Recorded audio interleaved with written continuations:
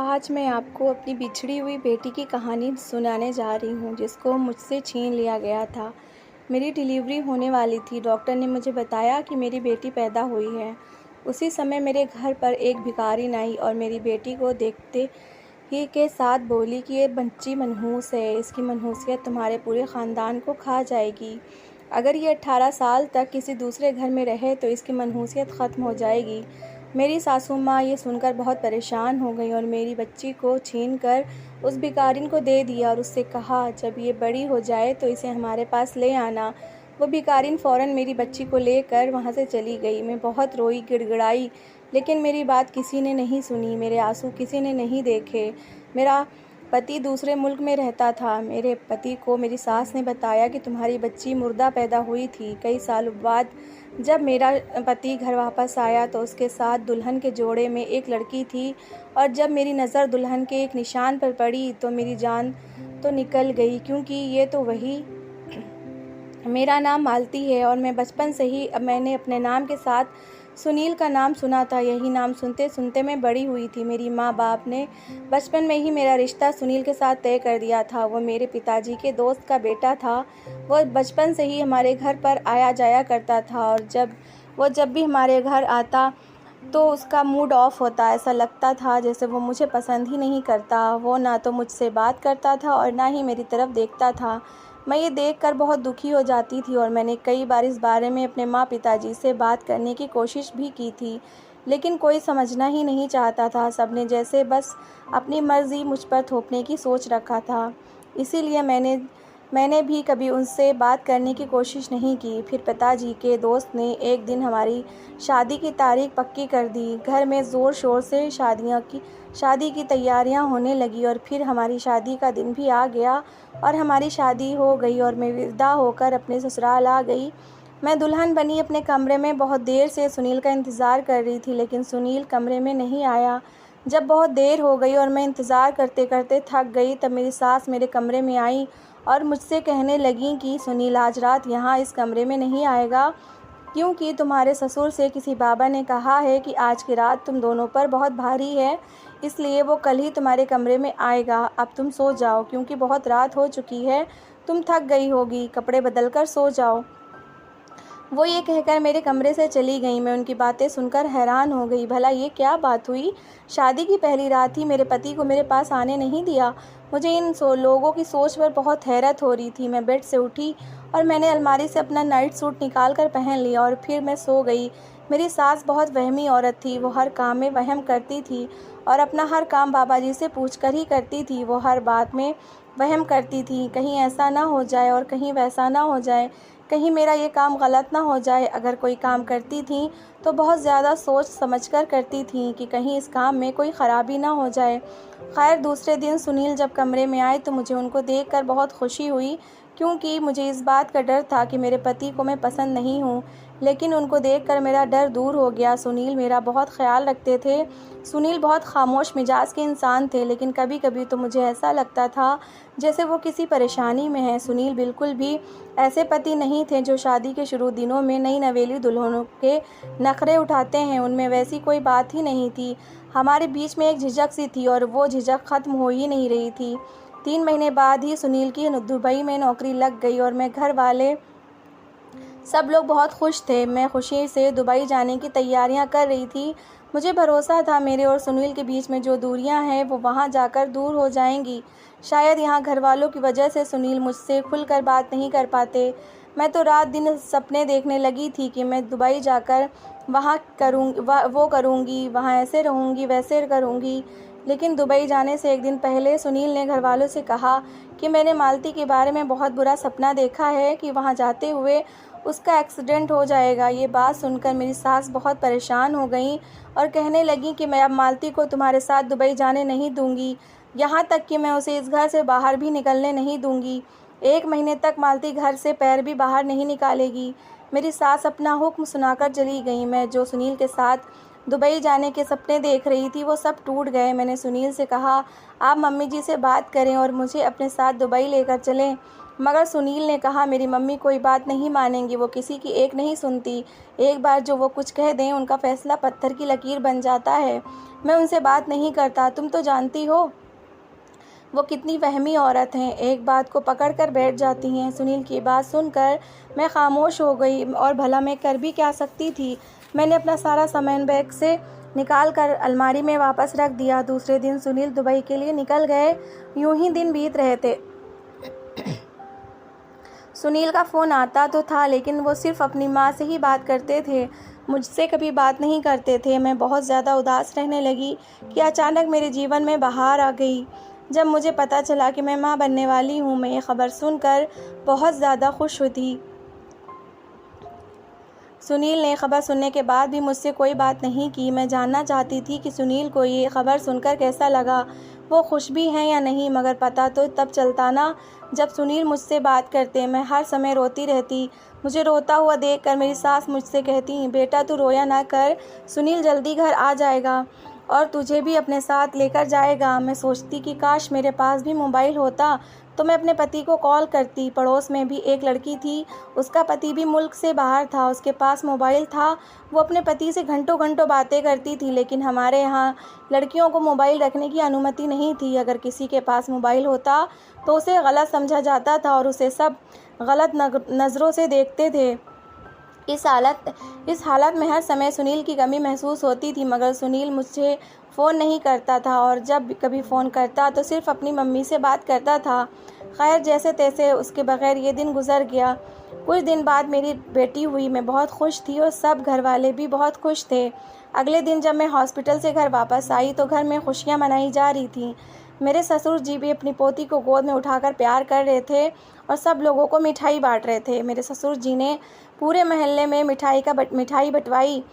उस दिन वो बहुत खुश थे, लेकिन अचानक दरवाजे पर एक भिखारिन आ गई तो मेरी सास ने उसे मिठाई का डिब्बा दिया, लेकिन उसने वो मिठाई का डिब्बा लेने से मना कर दिया और ज़ोर से चीख कर बोली कि ये बच्ची मनहूस है। उसके इस तरह ज़ोर से बोलने पर सब लोग हैरान हो गए और मैंने उससे कहा कि क्या बकवास कर रही हो, कौन हो तुम? मुझे उस औरत पर बहुत गुस्सा आया। मेरी सास ने उससे पूछा कि तुम ऐसा क्यों कह रही हो?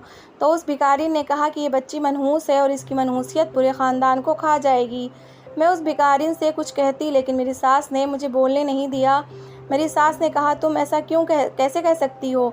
तब भिखारिन बोली कि मुझे सब कुछ पता चल गया है, इसलिए तो मैं यहाँ पर आई हूँ। इस बच्ची को 18 साल तक घर से और घर वालों से दूर रखना पड़ेगा, तब जाकर इसकी मनहूसियत दूर होगी। मेरी सास परेशान हो गई। वो पहले से ही वहमी औरत थी और उस भिखारिन की बातें सुनकर उन्होंने मेरी गोद से बच्ची को ले लिया, उस भिखारिन की गोद में दे दिया और उससे कहा कि तुम इस बच्ची को अपने साथ ले जाओ, जब ये बड़ी हो जाए तो इसे वापस कर देना। ये सब सुनकर मेरे सर पर आसमान टूट पड़ा। मैंने उस भिखारिन से अपनी बच्ची को लेना चाहा, लेकिन मेरी सास ने मुझे रोक लिया और मैं रोने लगी, बिलखने लगी। मैंने अपनी सास के सामने हाथ जोड़कर कहा कि मम्मी जी, प्लीज़ मेरी बेटी को मुझे वापस कर दें, मेरी गोद ना उजाड़ें। लेकिन मेरी सास ने मेरी कोई बात नहीं मानी और फिर उस भिखारिन को जाने के लिए कहा। भिखारिन मेरी बच्ची को लेकर वहाँ से चली गई और मैं रोती रही। सास ने सुनील को फ़ोन करके बताया कि तुम्हारे यहाँ पर मरी हुई बच्ची पैदा हुई थी। मैं हर समय अपनी बच्ची को याद करके रोती रहती थी और उस भिखारिन को कोसती रहती थी कि ना जाने वो कहाँ से आ गई थी। मैंने अपनी बच्ची को जी भर कर देखा तक नहीं था। उसके पैर के 2 जुड़ी हुई उंगलियां याद रह गई थीं, जिनमें काले रंग का निशान था। बच्ची की मौत का सुनकर भी सुनील वापस नहीं आया और ना ही उसने मुझसे फ़ोन पर बात की। मैंने अपनी सास से पूछा कि मम्मी जी, सुनील कब तक वापस आएंगे? तो वो मुझसे कहती वो कुछ ही दिनों में वापस आ जाएगा और मैं अपने पति का इंतज़ार करती रहती। शायद मेरी किस्मत में अपने पति का इंतज़ार ही लिखा था, लेकिन सुनील को तो वापस आना ही नहीं था। उसके इंतज़ार में मैंने सालों गुजार दिए और शायद अब तो मैं सुनील को भूल चुकी थी।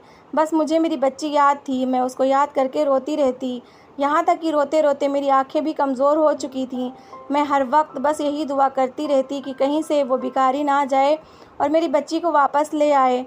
ना जाने वो कहाँ से आई थी, कहाँ रहती थी, मुझे तो कुछ पता ही नहीं था। जैसे जैसे समय गुजर रहा था, मैं सोच रही थी कि शायद 18 साल पूरे होने के बाद वो मेरी बेटी को वापस ले आए, लेकिन अब तो 20 साल पूरे हो चुके थे। ना वो भिखारिन मेरी बेटी को लेकर आई और ना ही सुनील वापस आया। मैंने अपनी पूरी ज़िंदगी अपने सास ससुर की सेवा में गुजार दी। मेरी ज़िंदगी में अब कुछ भी बाकी नहीं रहा था कि एक दिन अचानक सुनील वापस लौट आया। उसे देखकर मुझे अपनी आंखों पर विश्वास नहीं हुआ। मैं उस समय बहुत खुश हुई। मेरे दिल पर जो अपनी बेटी की जुदाई का गम था वो उसे बताना चाहती थी। मैं सुनील के साथ बैठना चाहती थी। मैं उसके कंधे पर सिर रखकर रोना चाहती थी, पूछना चाहती थी कि उसने आखिर मेरे साथ ऐसा क्यों किया। कुछ कहती इससे पहले मुझे एक चौंकाने वाली खबर मिल गई कि वो अकेला नहीं आया है। उसके साथ एक बहुत ही खूबसूरत लड़की थी जो दुल्हन बनकर किसी अप्सरा से कम नहीं लग रही थी। मैं अपने आप को देखने लगी, कहाँ मैं सीधी सादी सांवली सी लड़की और कहाँ वो इतनी खूबसूरत गोरी लड़की जिससे मेरे पति ने शायद दूसरी शादी कर ली थी। ये देखकर मेरा दिल टूट गया, मेरी आंखों में आंसू आ गए।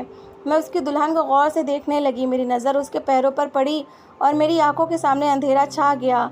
ये तो वही निशान है जो मेरी बेटी के पैरों पर था, 2 जुड़ी हुई उंगलियों पर काला निशान। बस यही एक निशानी तो थी जो मुझे बहुत अच्छे से याद रह गई थी।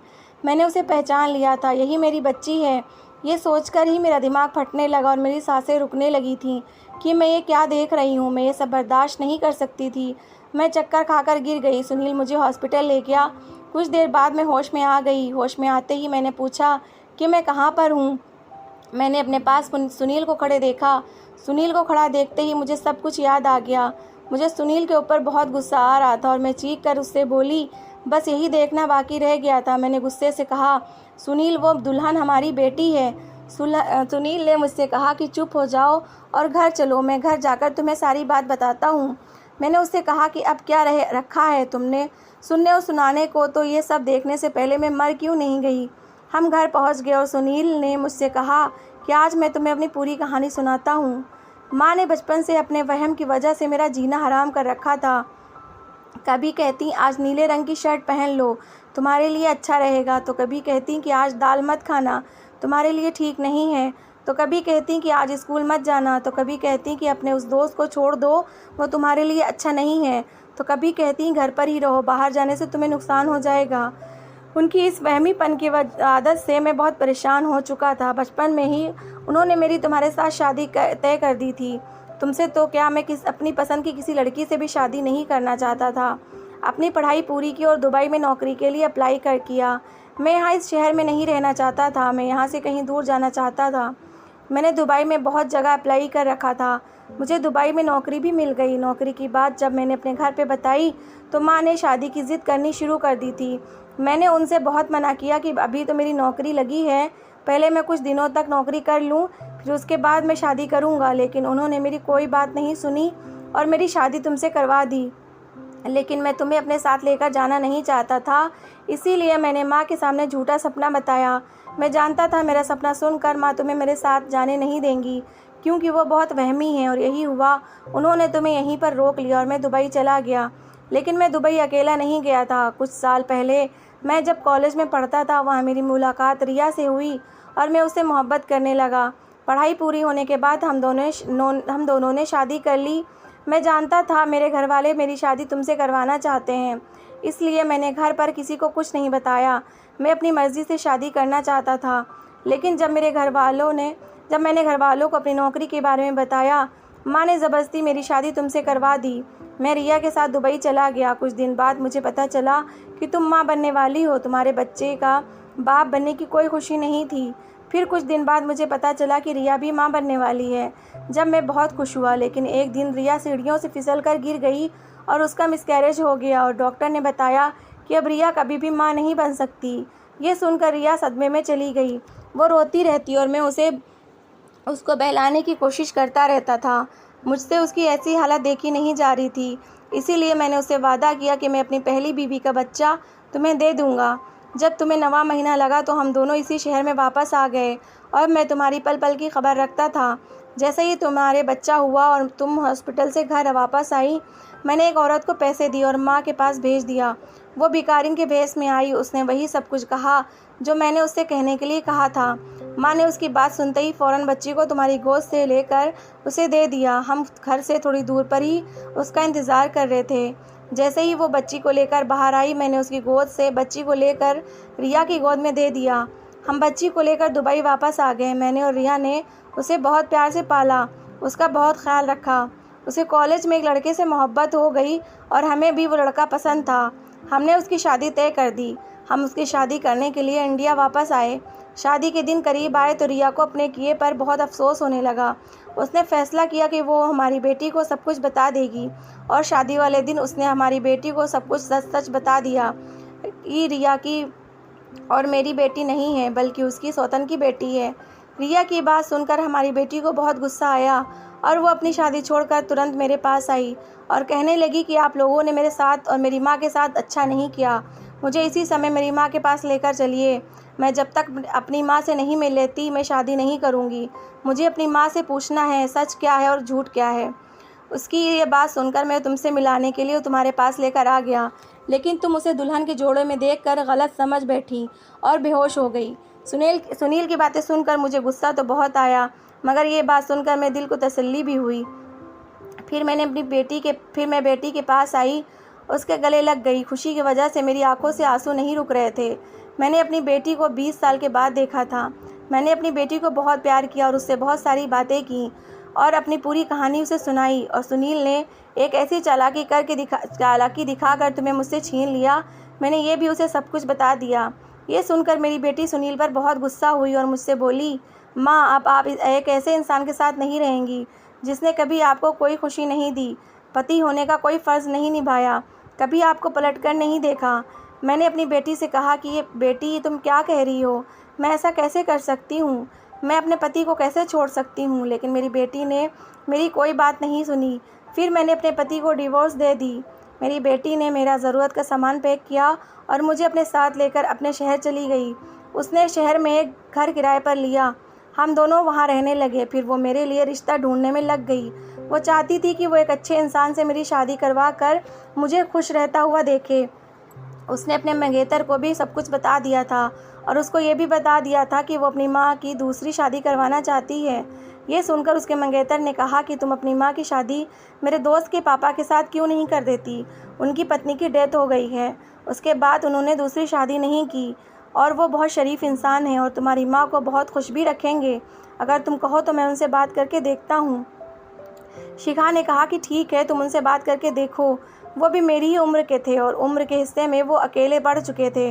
उन्हें भी किसी की साथी की ज़रूरत थी। कुछ दिनों के बाद मेरी और उनकी शादी हो गई। वो बहुत अच्छे इंसान थे, वो मेरा बहुत ख्याल रखते थे और मैं उनके साथ बहुत खुश थी। 1 महीने के बाद शिखा की भी शादी हो गई। शिखा अपने पति के साथ बहुत खुश है। रिया और सुनील उसकी शादी में उसे दुआएं देने के लिए आए थे। मैं अपनी ज़िंदगी में बहुत खुश थी और मैं अपनी पिछली ज़िंदगी को भूल चुकी थी। मेरी पिछली ज़िंदगी में ऐसा कुछ याद करने के लायक भी तो नहीं था। मेरी बेटी ने ठीक कहा था, ये ज़िंदगी की खुशियों पर मेरा भी हक है। शायद सब्र का फल ऐसे ही मिला करता है। तो दोस्तों, कैसी लगी आपको मेरी कहानी? अगर कहानी अच्छी लगी है तो प्लीज़ इसे लाइक करिएगा, शेयर करिएगा और अपनी राय कमेंट बॉक्स में ज़रूर दीजिएगा। Thanks for watching.